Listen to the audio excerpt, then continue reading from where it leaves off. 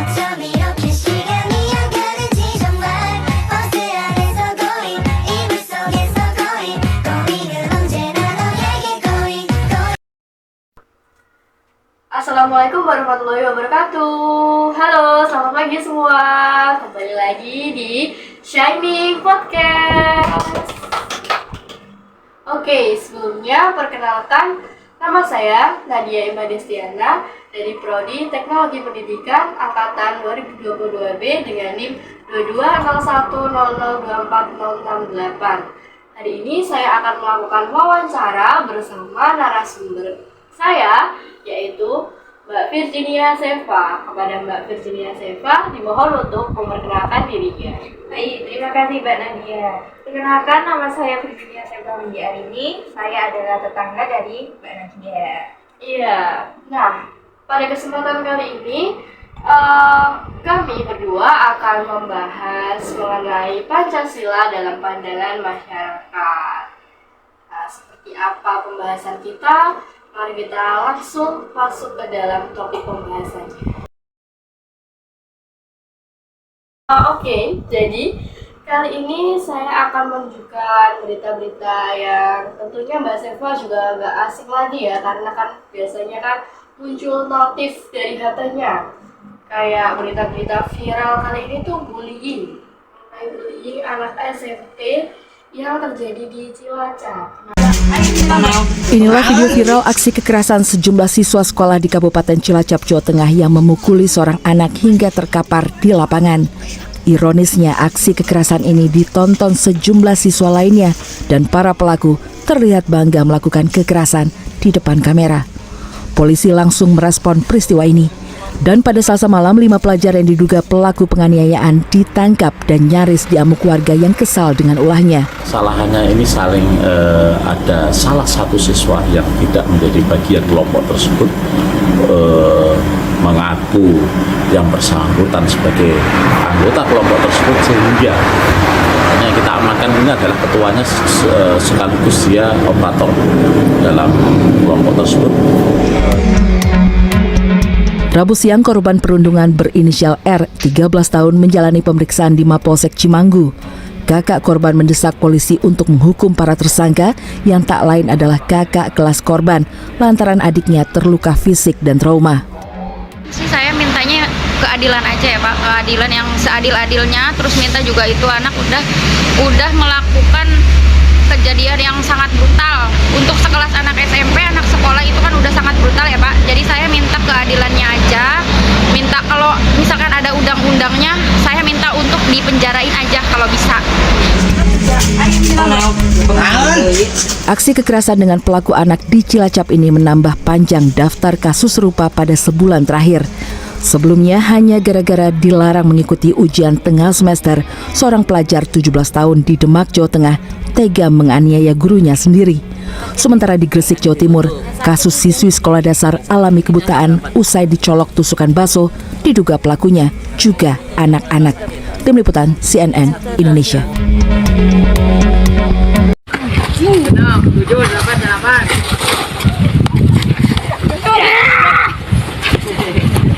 Kasus bully atau perundungan siswa SMP Negeri 2 Cimanggu, Kabupaten Cilacap sedang menjadi sorotan publik. Kini beredar video lain yang memperlihatkan seorang siswa dari sekolah yang sama melakukan perundungan terhadap korban lain. Adapun video tersebut telah beredar di media sosial Twitter pada Rabu 27 September. Dalam unggahan itu terlihat sekelompok siswa SMP masih menggunakan seragam sedang berkumpul di sebuah lapangan. Diduga lapangan itu merupakan lokasi yang sama dengan TKP perundungan yang dilakukan pelaku MK terhadap korban FF. Diketahui video perundungan MK telah viral pada Rabu dan pelaku telah diamankan oleh Polresta Cilacap. Sementara dalam video terbaru, pelaku perundungan diduga termasuk dalam kelompok MK. Pasalnya pelaku yang hingga saat ini belum diketahui namanya itu terlihat pula dalam video perundungan MK. Pelaku bertubuh kecil itu terlihat arogan menghajar korban yang tak melakukan pembelaan. Meski sempat dipisah oleh rekan-rekannya, namun pelaku tetap berupaya memukul korban. Namun sayangnya hingga saat ini belum ada konfirmasi terkait video perundungan itu yang diduga dilakukan oleh siswa di Cilacap.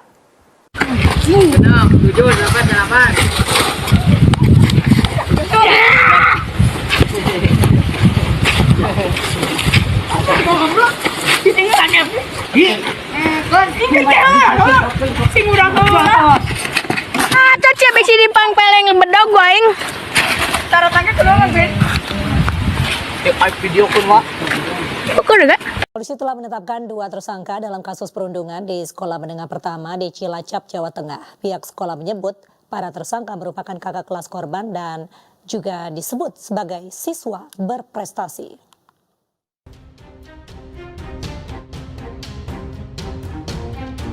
Kasus perundungan di sekolah terjadi di sejumlah daerah. Bahkan pelaku perundungan di Cilacap, Jawa Tengah ditetapkan sebagai tersangka. Kedua pelaku adalah kakak kelas korban yang duduk di kelas 9 dan 8. Dalam kasus ini polisi menerapkan pasal berlapis, yaitu pasal 80 UU Sistem Peradilan Pidana Anak dengan ancaman hukuman 3,5 tahun penjara, serta pasal 170 KUHP tentang kekerasan bersama-sama dengan ancaman hukuman 7 tahun penjara. Peristiwa perundungan ini membuat pihak sekolah terkejut. Pasalnya pelaku dikenal sebagai pelajar yang berprestasi dengan segala penghargaan yang diraihnya. Meski demikian, pihak sekolah menghormati proses hukum yang sedang berjalan terhadap siswanya. Iya, punya bakat lah. Artinya dia itu di pramuka ya oke. Terus dia juga ikut ekstra di sekolah. Kebetulan dia memang dari katanya memang dari informasi latar belakang dari kecil. Makanya di SMP 2 Cimanggu pun pelaku tersebut yang mengikuti ekstranya memilih pencaksilat itu. Dan pelaku itu pernah mengikuti lomba pencaksilat tingkat kabupaten dan meraih juara 2. Jadi prestasi ada. Federasi Serikat Guru Indonesia mencatat kasus perundungan di satuan pendidikan sejak Januari sampai dengan September 2023 mencapai 23 kasus. Dari 23 kasus tersebut 50% terjadi di jenjang SMP, 23 terjadi di jenjang SD, dan 13,5% di jenjang SMA dan SMK. Dengan melihat kasus ini, apakah sekolah masih aman dari perundungan? Menurut Mbak Virginia Seva ini, bagaimana pendapat Anda atau tanggapan Anda mengenai kasus-kasus bullying yang marak terjadi di akhir-akhir ini, Mbak?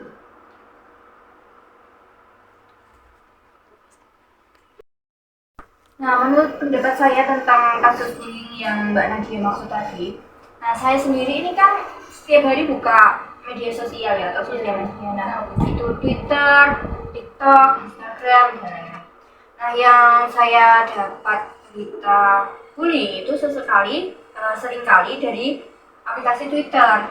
Nah, aplikasi Twitter ini kan notifnya setiap hari muncul terus ya. Itu kadang satu hari itu ada berita tentang bullying itu 3 kali sih, Mbak. Itu jadi trending topic? Iya. Oh. Itu kasus itu daerahnya beda-beda, sama permacaman bullyingnya itu beda-beda. Oh, berarti kasusnya ini viral banget ya? Iya. Terus parah banget sampai trending topik di Twitter. Oke deh. Nah, dari kejadian-kejadian tersebut kan ya, pasti itu mereka itu melakukan kejadian tersebut, tindakan tersebut itu memiliki motif. Nah, menurut Mbak Seva ini, dari pandangan Mbak Seva sendiri ini, motifnya mereka melakukan tindakan bullying itu untuk apa dan seperti apa? Iya, Mbak Nadia. Jadi kan mereka ini kan beritanya kan masih anak SD sama SMP. Kalau SMA sama SMK itu lebih ke tawuran. Nah, kalau SD SMP ini kan mereka masih mencari jati diri mereka. Jadi kayak mereka ini pengen menjadi penguasa dalam pertemanan mereka. Jadi kadang Circle-circle iya, gitu ya? Mbak Nadia pasti kan pernah kalau SD, SMP gitu. Pernah sih, pernah. Saya juga pernah. Saya ini korban bully.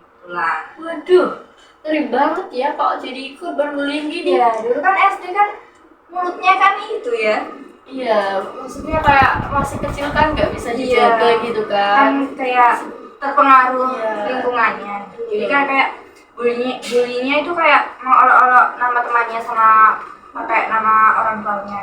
Oh, berarti Mbak Seva pernah mengalaminya? Iya, pernah. Waduh. Kalau saya itu pas SMP.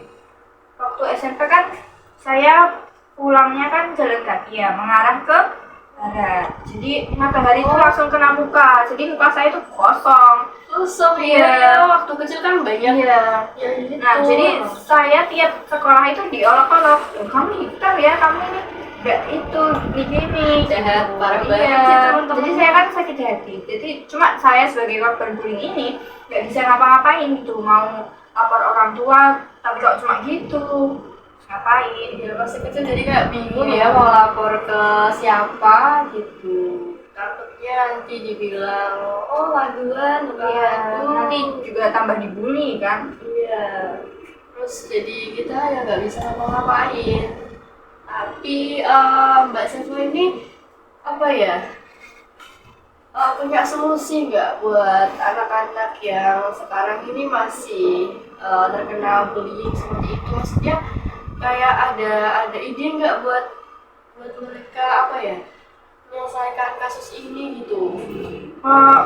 Solusi saya sih lebih terbuka untuk anak-anak ya. Nah, Ya, sampai itu lebih terbuka pada orang tua mereka. Soalnya kan kalau nggak bilang apa-apa kan takutnya orang tuanya ngiranya anaknya itu malas sekolah. Kadang kan kalau dibully kan malas sekolah kan. Jadi kayak malas si anak itu yang diomelin nanti.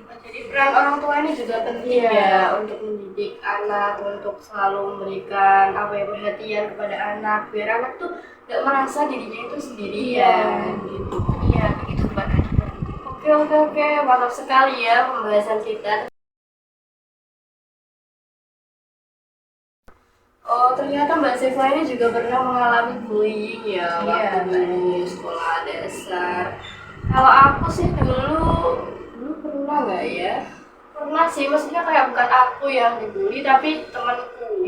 Temanku itu ya sama kayak Mbak Seva, sukanya apa ya, mengolok-olok bapaknya temennya yang lain gitu. Ada kan pekerjaan orang tua. Iya, pekerjaan orang tua itu, oh iya, pekerjaan orang tua itu teman saya ada yang bapaknya tukang beca gitu, biasanya sering dibully. Itu kan ya menjatuhkan mental seorang apa ya, seorang anak gitu. Kenapa kok harus dibully? Ya kan nggak salah ya, semua pekerjaan itu kan halal gitu. Selama masih harapan. Ya gitulah pokoknya kalau dari saya sih itu kita sharing-sharing aja ya, bukan apa ya, bukan kayak topik pembahasan yang berat gitu, yang formal. Udah pokoknya gitu deh. Terus kita bahas apa lagi ya? Mungkin Mbak Nadia ada berita bullying lain yang Mbak Nadia ketahui. Apa ya? Pemirsa, fenomena belasan siswa SD yang nekat melakukan aksi menyayat tangan demi mengikuti tren di media sosial meresahkan kalangan tenaga pendidik. Sementara itu menyikapi fenomena duplikasi tren di media sosial oleh anak di bawah umur, psikolog anak menyebut guru dan orang tua harus berperan aktif untuk melakukan fungsi kontrol dan pengawasan. Belasan siswi SD di Situbondo, Jawa Timur nekat melakukan aksi menyayat tangan demi mengikuti tren yang lagi ramai di media sosial, yaitu TikTok. Mereka nekat menyayat atau menggores lengannya sendiri dengan menggunakan alat kesehatan jenis stick yang dibeli dari salah seorang pedagang keliling yang berjualan di sekitar sekolahnya. Peristiwa ini bermula dari ditemukan luka goresan tak wajar di lengan salah seorang siswi. Guru yang menemukan fenomena ini melaporkan kepada kepala sekolah. Kalau itu kemarin sudah, alhamdulillah dengan sekolah yang awal itu sudah ditindaklanjuti beneran. Contohnya mungkin salah satunya ngundang orang tua juga ketika dilakukan semacam, bukan sweeping sih, semacam dilihat semua. Ternyata hanya beberapa anak, di sekolah lain juga seperti itu. Dan mereka kerjasama dengan orang tua juga, dengan komite. Dan juga sepertinya akses ke luar masuk di sekolah mulai diperketat gitu kan. Terkait dengan fenomena menduplikasi tren di media sosial oleh anak di bawah umur, psikolog anak menyebut orang tua dan guru memiliki andil besar untuk mengontrol dan melakukan pengawasan terhadap anak. Misalnya mereka menonton lewat gadgetnya, gitu ya, entah TikTok, entah YouTube, entah apapun itu, begitu. Nah, mereka menonton tanpa filter, mereka menonton tanpa tahu bahwa ini bahaya atau tidak, ini pantas atau tidak, ini baik atau tidak. Nah, semua itu tanggung jawab orang-orang dewasa di sekitarnya. Orang tua maupun guru harus berperan aktif dalam memberikan pemahaman saat melakukan pengawasan kepada anak-anak yang sedang bermain gadget. Pemahaman ini termasuk memilah informasi baik dan tidak baik yang diterima anak melalui media sosial. Tim Liputan iNews melaporkan. Musik udah dilarang, ya memang tidak jual, mulai soalnya risiko.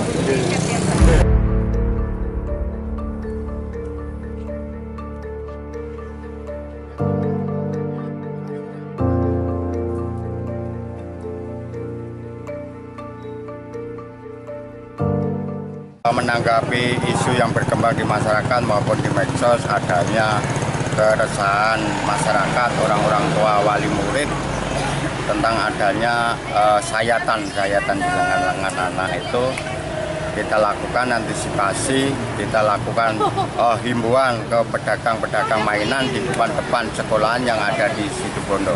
Dikasih himbauan untuk sama-sama menjaga keamanan, sama-sama menjaga kondusivitas. Sasarannya ya utamanya ya pisau, cutter, yang kemungkinan benda-benda tajam yang bisa digunakan untuk mode-mode sayatan di lengan-lengan anak sekolah yang sekarang lagi viral.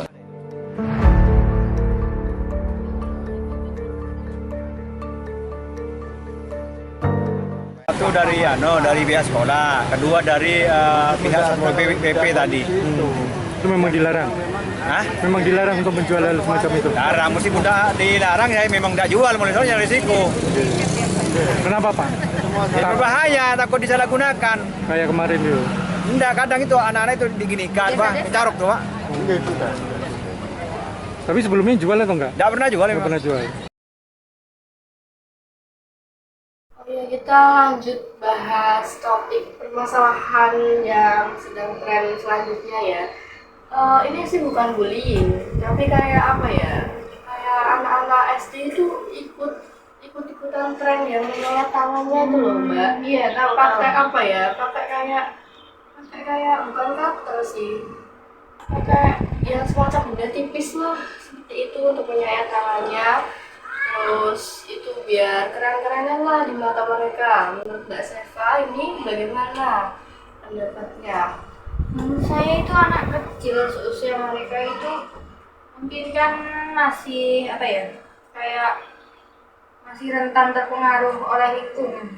Jadi harusnya itu kayak orang tua atau orang dekatnya itu kayak mau nyaring apa yang harus dilihat. Oh, seperti mau iya, gitu ya. Biar apa konten-konten seperti itu tuh tidak masuk ke dalam apa FYP mereka gitu. Jadi mereka itu bermain medsos itu ya mungkin boleh-boleh aja ya, tapi untuk seusia mereka ini harus juga dibatasi kayak waktunya, kayak tontonannya.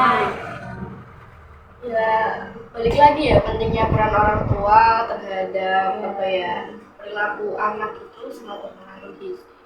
Nah, untuk saya sendiri itu kan waktu pengalaman saya pas SMP ada itu adik kelas itu juga nyayat tangannya, iya.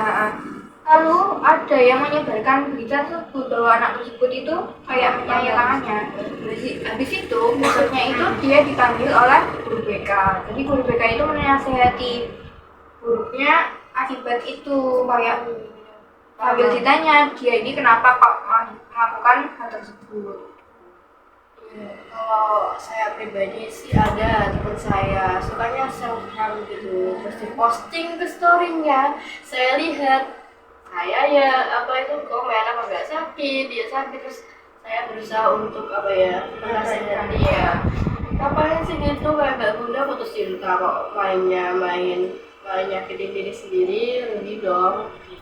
Harusnya nanti kan dia kan uploadnya di Instagram. Iya, maksudnya sih tontonan orang, jadi takutnya itu ditiru oleh orang lain. Hanya harusnya sih dia juga apa ya melihat, maksudnya melihat dari berbagai perspektif. Apakah pantas nggak aku ngupload ini di story gitu, biar nggak ditiru. Ya seperti itulah Mbak ya. Oke, terus kita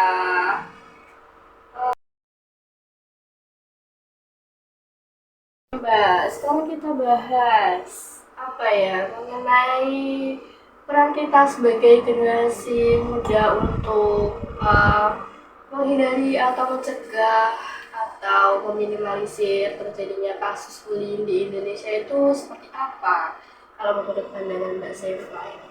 Untuk mungkin dari sudut pandang saya sendiri atau saya sendiri ya, karena sekarang kan teknologi sudah canggih gitu. Jadi saya bisa membuat konten-konten edukasi tentang bullying tersebut melalui sosial media saya. Jadi kayak sebagai influencer istilahnya untuk menyebarkan konten tersebut untuk ditonton pada anak-anak atau remaja-remaja gitu. Ya, masyarakat luas lah intinya sebenarnya, tapi ditujukan khusus kepada anak-anak yang masih labil lah ya, masih mencari jati dirinya gitu, untuk menyadarkan mereka bahwa bullying ini tuh nggak baik. Bullying ini mengakibatkan hal-hal yang apa ya, berdampak negatif itu lah ya. Bagaimana Ya, pokoknya maupun dari segi korban maupun dari segi pelaku. Itu ya. Biasanya kita bisa bikin konten-konten di Instagram atau TikTok mengenai dampak bullying, terus faktor-faktor penyebabnya untuk mengedukasi mereka bahwa bullying itu nggak boleh dilakukan. Mungkin juga bisa kan sekarang ini juga di Telegram kan bisa buat ya. Buat. Nah saya juga biasanya juga bikin bot untuk keluh kesah orang-orang. Jadi kamu menampung segala curhatan gitu ya. Jadi kayak bisa lebih feel free. Memberikan apa ya? Jadi biar mereka nggak ngerasa sendiri. Gitu. Kita buat komunitas gitu kayaknya seru ya. Ayo dong Mbak. Ayo, biasa aja sih. Maksudnya kita buat komunitas buat menampung curhatan-curhatan dari mereka gitu, mereka yang ada masalah, biar mereka tuh nggak merasa sendirian, kayak ada support sistemnya lah intinya. Jadi kayak dukungan dari eksternal lainnya. Kalau internal kan mereka bisa dari orang tua sendiri. Untuk penguatan lebih dalamnya kan bisa dari orang lain, misalnya kayak teman atau dari saya gitu. Tapi kan kadang-kadang kita kalau mau curhat ke orang lain itu kayak merasa sungkan gitu. Nah jadi buat yang saya buat ini ya, itu kayak bersifat anonim. Jadi saya nggak tahu siapa yang jadi kayak identitasnya itu dirahasiain biar kita menjaga privasi. Benar juga Mbak. Pernah saya pernah kayak gitu, pernah dicurhatin gitu sama temannya atau sama anonim gitu. Kan di Telegram kan banyak kan, kayak nggak tahu sih dia siapa gitu. Kayak gitu dia mungkin lebih nyaman ya Mbak kalau gitu. Jadi kayak kita itu nggak biasanya nggak ngerasa sendiri atau gimana gitu. Setidaknya ada yang mendengarkan kita cerita. Tapi ada umpan balik lah istilahnya. Mantap pembahasan kita kok sejauh ini ya. Oke. Kalau kita membahas dari kita sendiri tadi, maksudnya kayak solusi dari kita itu seperti itu ya tadi. Tapi kalau peran pemerintah ini dalam menghadapi kasus bullying ini seperti apa ya kira-kira? Apakah pemerintah ini menjadi platform atau mungkin bisa itu ya Mbak, kayak menambahkan kebijakan tertentu untuk bullying tersebut. Karena kan kebijakan untuk anak usia dini itu kan kayak masih banyak toleransi. Jadi kayak mereka kayak berjeda gitu. Kecelakaan untuk mengurangi kan gitu. Kayak gitulah, bisa kebijakannya itu lebih direvisi atau diapain gitu biar sepadan lah untuk pelaku bullyingnya itu untuk terhadap kelakuannya itu. Kalau biasanya kalau anak-anak ini kan dilindungi sama Komnas HAM. Yang dilindungi siapa itu? Yang orang terkenal itu Kak Seto. Siapa coba bentar saya search dulu. Bentar ya Mbak ya. Kak Seto ini kan, Kak Seto ini adalah sahabat anak gitu ya. Ya, beliau adalah seorang psikolog anak dan menjabat sebagai Ketua Lembaga Perlindungan Anak Indonesia. Jadi mungkin sudah lebih aman. Ya, maksudnya kayak bisa dilaporkan ke Komnas HAM lah kalau ada tindak-tindakan seperti itu. Namun kadang itu ya Mbak, kayak apa ya, misal kayak terjadi kasus bullying di sekolah, nah, kadang itu tertutupi sama pihak sekolah. Oh, kasus seperti itu ya. Kayak biasanya tuh si kepala sekolahnya kan kayak menutupi biar sekolah itu enggak itu ya. Ya maksudnya enggak terkena dampak buruk, jadi nama baik sekolahnya tuh enggak luntur gitu. Ada ditutup-tutupi. Mbaknya tahu yang itu kasus yang ditusuk matanya? Oh, tahu di Gresik kalau nggak salah. Kepala sekolahnya yang ya nutupin. Ya tidak kalau nutupin sih, kayak tidak mau speak up atau bicara tentang itu kasus itu. Karena kan mungkin sebagai kepala sekolah kan tanggungannya berat ya, kalau ada apa-apa kan dia yang bisa. Jadi kayak dia mementingkan kepentingannya begitu. Gak mau menolong ya karena kan kasihan ya katanya gitu. Maksudnya kan keadilannya itu di sebelah mana kok malah ditutup-tutupin gitu. Nggak ada rasa empati. Enggak sih, kalau bahasanya seperti itu kita juga sebagai masyarakat umum yang mendengarnya itu kayak apa ya sih, kepala sekolah malah menutupi permasalahan tersebut, kenapa kok enggak dilaporin aja.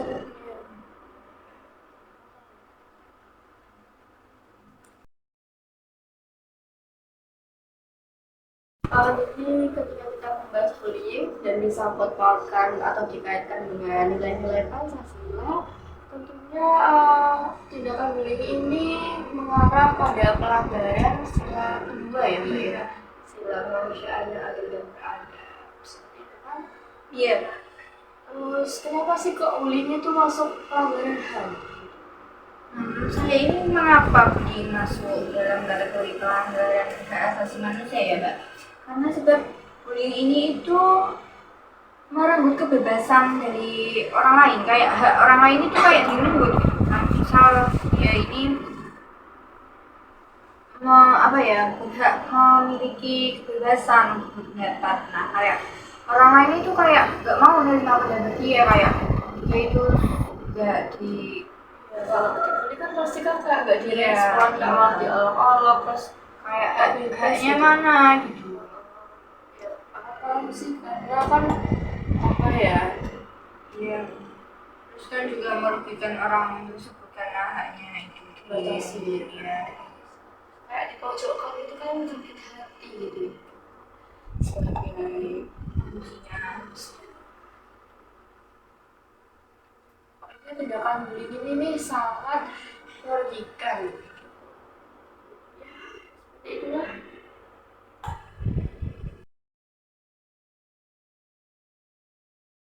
Oke, jadi berdasarkan pembahasan yang kami perbincangkan tadi ya, bullying ini merupakan suatu tindakan yang sangat merugikan ya. Baik itu dari sisi perilaku dari pelaku, terus dari korbannya gitu. Itu sangat merugikan. Terus tindakan bullying ini apa ya? Tindakan yang tidak boleh untuk ditiru dan tidak boleh untuk dilakukan. Mungkin di sini bisa meminimalisir peran dari orang tua, peran dari masyarakat sekitar, tahu diri sendiri ya. Itu sangat penting untuk membentengi kita dari bullying. Jadi kalau kita dibully itu jangan langsung down. Nanti kalau kita langsung down itu yang membully itu malah senang gitu.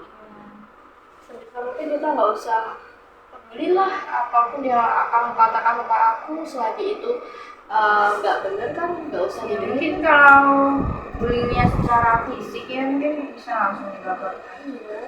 Langsung melaporkan kepada orang terdekat maupun yang wajib itu. Kalau sekedar kata-kata kan ya nggak apa-apa, jangan lewat, nggak usah ditangkap. nanggepin orang kayak gitu mah jadinya malah seneng kalau kita marah gitu ya. Kan orang yang membuli itu kayak Mencari kesenangan. iya, kayak sensasinya. Iya. Kalau kita marah dia tambah seneng gitu, kayak apa ya, kayak perilakunya setan gitu yang Iya. menghasut manusia gitu ya Mbak ya. Melakukan keburukan. Pokoknya tanda-tanda kita lah untuk menyaring, memfilter berbagai informasi tentang ini gitu. Jadi seperti itu. Itu saja pembahasan atau perbincangan kami mengenai bullying yang merupakan bentuk pelanggaran dari sila kedua Pancasila. Yang Mbak Seva, dalam pandangan Mbak Seva sebagai masyarakat ya seperti tadi. Oke, terima kasih atas kesempatannya Mbak Seva karena telah memperbincangkan mengenai topik tersebut. Kepada pendengar yang terhormat, saya ucapkan juga terima kasih dan sampai jumpa lagi di Shining Podcast selanjutnya. Wassalamualaikum warahmatullahi wabarakatuh. Sampai jumpa. Dadah. Wes.